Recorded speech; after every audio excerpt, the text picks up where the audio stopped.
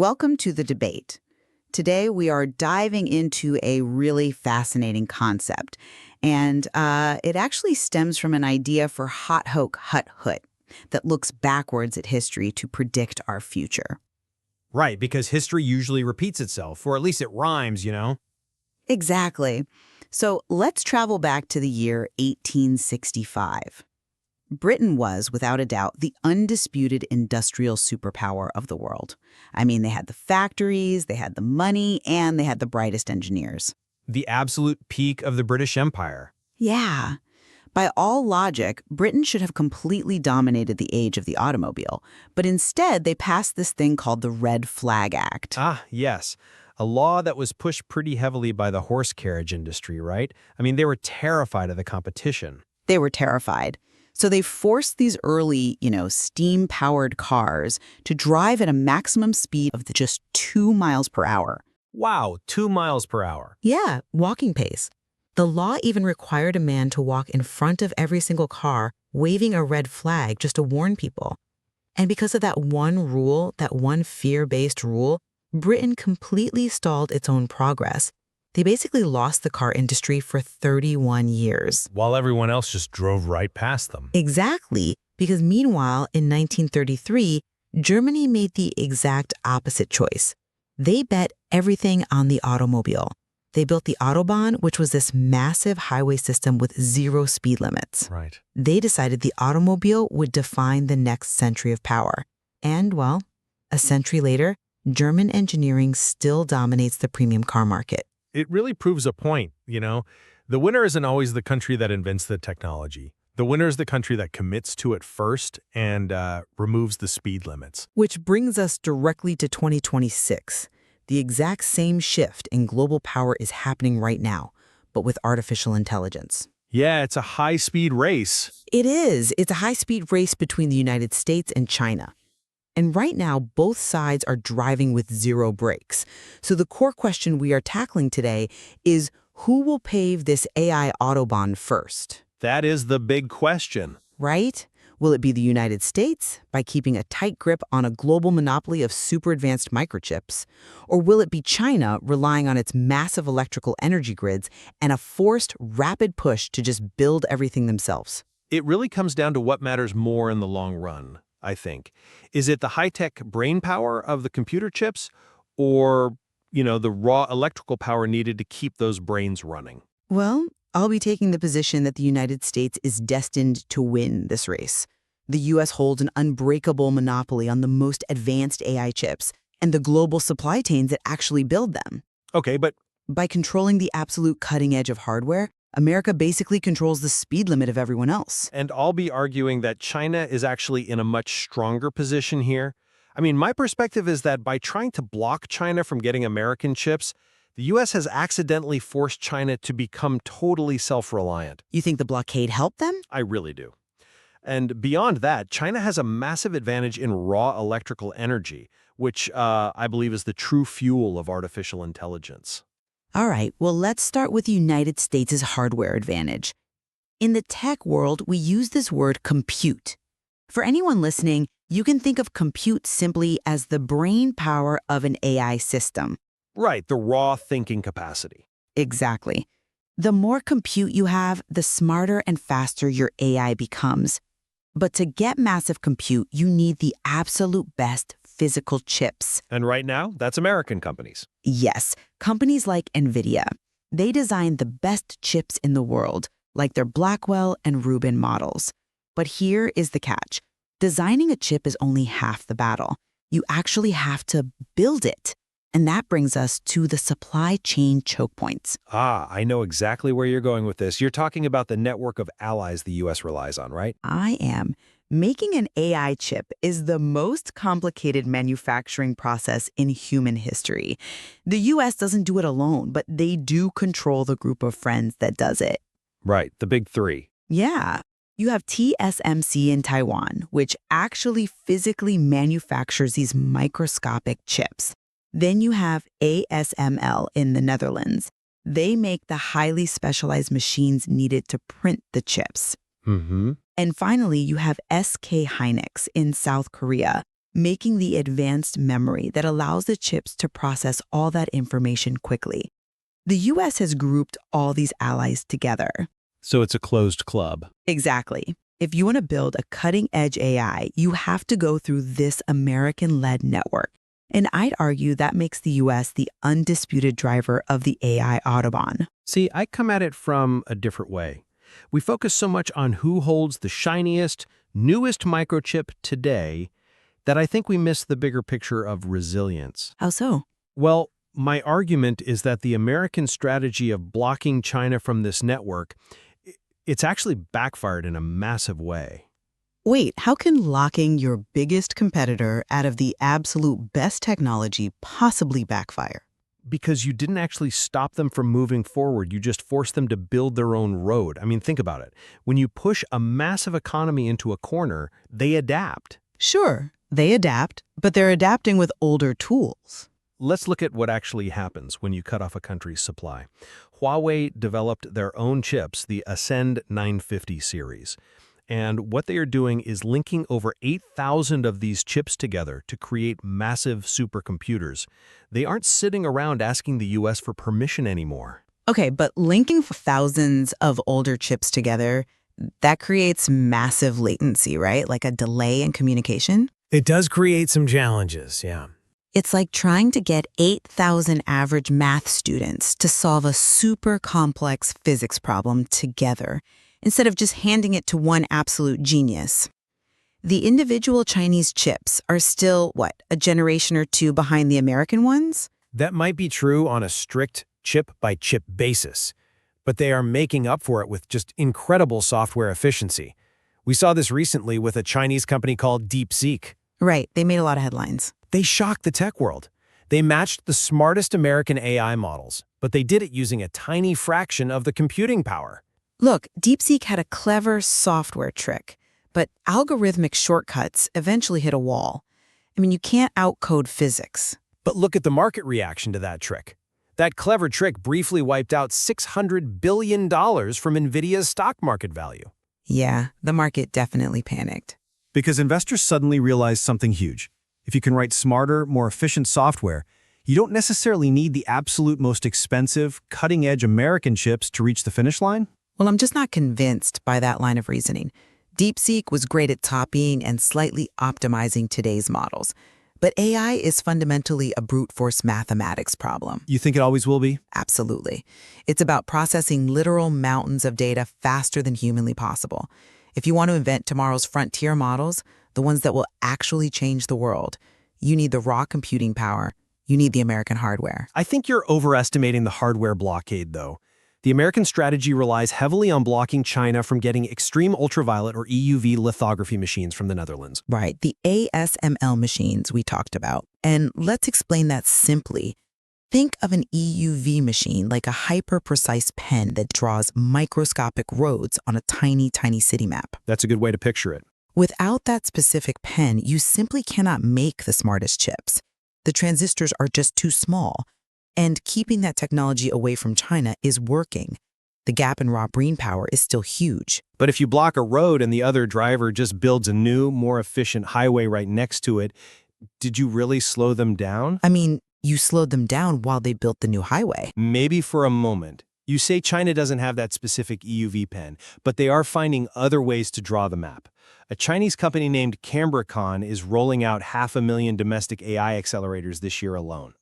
500,000 is a lot, yes. They are throwing incredible volume and clever software at the problem. And this detour they've been forced to take, it's making their tech industry completely immune to future U.S. threats. They won't ever need the American supply chain anymore. Okay, throwing volume at the problem sounds great on paper, until you realize what actually powers that volume. Let's talk about the physical limits of scaling up AI. These systems don't run on magic. No, they run on electricity. Which brings me to the absolute biggest advantage China has in this entire race. Now, the energy debate is fascinating, I'll give you that. But I look at the billions of dollars private American companies are pouring into energy infrastructure right now. They're trying to catch up? Microsoft, Amazon, Google, they're quite literally buying nuclear power plants to fuel their data centers. They are trying, yes. But let me use an analogy here that I think perfectly explains the flaw in the American strategy. Okay, I'm picturing it. The engine is a masterpiece of engineering. That is your American AI chip. But a sports car is completely useless without gas. It will just sit in the driveway. Right, obviously. AI scaling is fundamentally an energy contest. These massive AI data centers are essentially giant space heaters doing complex math. They draw unbelievable amounts of power from the electrical grid just to train these models. And you're arguing the U.S. grid can't handle it? I'm saying the ceiling for growth is much lower in the US. The American electrical grid is old, it's highly fragmented, and it's incredibly difficult to upgrade because of local regulations. Red tape, yeah. Exactly. China, on the other hand, currently generates more than twice the electrical power of the United States. They have a centralized government that can build solar, wind, and nuclear power plants at a staggering rate without worrying about local zoning laws. The U.S. is definitely facing grid bottlenecks, I can't deny that. But we are aggressively reviving nuclear energy to solve that exact problem. But building a nuclear plant in the US takes over a decade. China is building them in a fraction of the time. So while America might have the smarter brain right now, China has a much larger heart pumping blood into the system. So you think power beats processors? When we look 5 or 10 years down the road, AI will be limited by who can plug in the most machines without blacking out their cities. Because China has twice the power, their ceiling for AI growth is naturally much higher. I see your point on energy, but you're assuming the AI race will just be this peaceful marathon of building power plants. I want to shift our focus to the geopolitical stakes, because this is where the speed of this race gets truly dangerous. We have to talk about the Thucydides trap. Ah, Graham Allison's historical concept. Yes. For our listeners who aren't familiar, Thucydides was an ancient Greek historian who wrote about the war between Athens and Sparta. He observed that it wasn't just a simple disagreement that caused the war. It was the rapid rise of Athens and the fear that this rise caused in Sparta. The ruling power was terrified of the rising power. Exactly. Fast forward to today, and scholar Graham Allison looked at the last 500 years of history. He found 16 times where a rising power challenged a ruling power. In 12 of those 16 cases, the result was a catastrophic war. It highlights just how dangerous periods of global transition really are. And the US-China AI rivalry is the defining case of our generation. China is the rising power, the US is the ruling power. This historical dynamic explains exactly why the United States feels it must accelerate without any brakes. You think they have no choice but to speed up? If AI is going to run our militaries, our economies, and our cybersecurity, the U.S. believes the only way to prevent a conflict is to maintain such a massive technological lead that China would never dare to challenge them. Deterrence requires absolute superiority. But see, that assumes blind acceleration is actually safe. I'd argue it's incredibly reckless. How so? Well, during the Cold War, the US and the Soviet Union raced to build nuclear weapons. But nukes had a built-in physical limit, mutually assured destruction. Both sides knew exactly what would happen if they pushed the button, so they created guardrails. They stopped. But AI doesn't have a specific explosive yield you can just measure. That is exactly the problem. AI has no built-in limits. It just keeps getting smarter, faster, and more integrated into military decision-making. Is racing at top speed toward an unknown superintelligence really the best way to keep the world safe? So what's the alternative? Regulate it? Look at how the European Union is handling this. They passed the AI Act to put strict safety rules and guardrails on how artificial intelligence can be developed. They're trying to build seatbelts. I'm glad you brought up the EU AI Act, actually, because many experts view it as a modern-day red flag act. Wait, you think safety regulations are gonna doom Europe? I think regulating a technology before you even fully understand its potential is exactly what Britain did with the steam car. By trying to be safe, Europe is forcing their tech companies to walk at 2 miles per hour while the US and China fly down the Autobahn. They are prioritizing human safety over speed. But they risk regulating themselves into total economic irrelevance. You can't outrun the Thucydides trap by slowing down when your competitor refuses to stop. I worry that trying to outrun the trap by just building faster AI might actually be the very thing that triggers the conflict. I mean, if China feels hopelessly backed into a corner by American tech blockades, history shows they won't just give up, they will push back. Which brings up a crucial piece of this puzzle that often gets ignored. If the US and China are treating this like an all-out war, where every country must pick a side, what happens to the countries that are actually building the tools? We really need to look at the Korea question. Oh, South Korea is in an incredibly precarious position right now. They really are. Earlier, we talked about the supply chain choke points. South Korea is home to tech giants like Samsung and SK Hynix. They manufacture high-bandwidth memory, or HBM chips. The critical memory chips. Right. Let me explain why this matters in simple terms. You can have the fastest AI processor in the world, but if it can't quickly access the data it needs to process, the whole system bottlenecks. SK Hynix makes the memory chips that prevent that bottleneck. Both the US and China desperately need them. And the catch is, South Korea relies on the US for the equipment to make those chips, but they rely on China to actually buy their exports. It is the impossible choice. The US relies on South Korea as a key part of their strategic blockade against China, but China is South Korea's massive neighbor and their biggest trading partner. Right.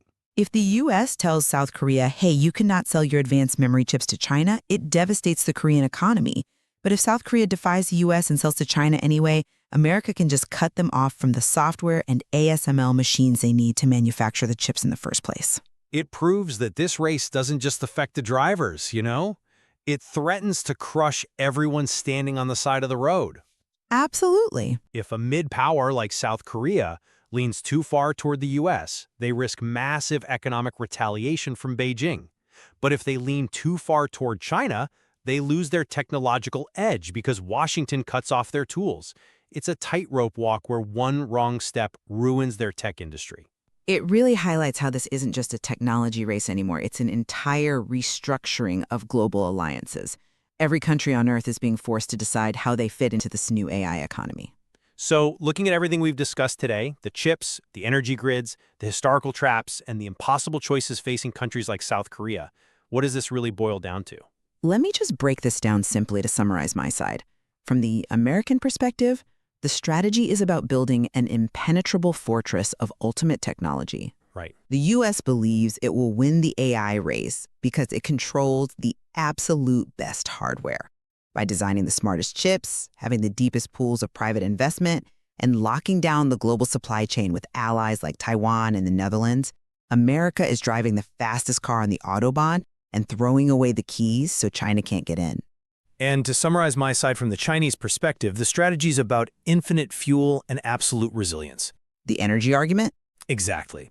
China believes it will win because it has the massive electrical power grid to keep these space heater data centers running long after the US hits its energy ceiling. Furthermore, by being locked out of the American supply chain, China was forced to figure out how to build the entire car from scrap. Right. They might have started with older parts, but through brilliant software efficiency and endless energy, they never have to ask anyone for permission to keep driving. Despite our strong disagreement on which strategy will ultimately win out, I think we are deeply aligned on the historical stakes here.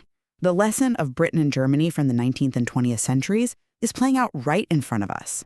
It really is. Britain lost 100 years of economic power because they passed a law that protected the past instead of embracing the future. Germany won a century of industrial prestige because they recognized what the infrastructure of tomorrow looked like, and they just built it without hesitation. We absolutely agree on that. Artificial intelligence isn't just a new software tool you install on your laptop. It is the defining engine that will reshape military strength, medical research, and the entire global economy. The technology itself is inevitable. The real tension we've explored today is how to win this race safely. Can a nation push the pedal to the floor without losing control? Can the US and China navigate this massive power shift without falling into the Thucydides trap and triggering a catastrophic global conflict? It requires a level of restraint and wisdom that history shows us humans rarely possess, especially when we are frightened by a rising competitor. Well, we aren't going to declare a definitive winner today between the American chip monopoly and the Chinese energy engine. The future is still being built in data centers and silicon foundries around the world. But we do want to leave you with the most critical question of our time, the exact question raised by our historical framing today. It's a question of courage, infrastructure, and caution. As we watch this incredible, terrifying, and awe-inspiring technology unfold, the world must decide, who will dare to pave the AI Autobahn first, and who will be the next to wave the red flag?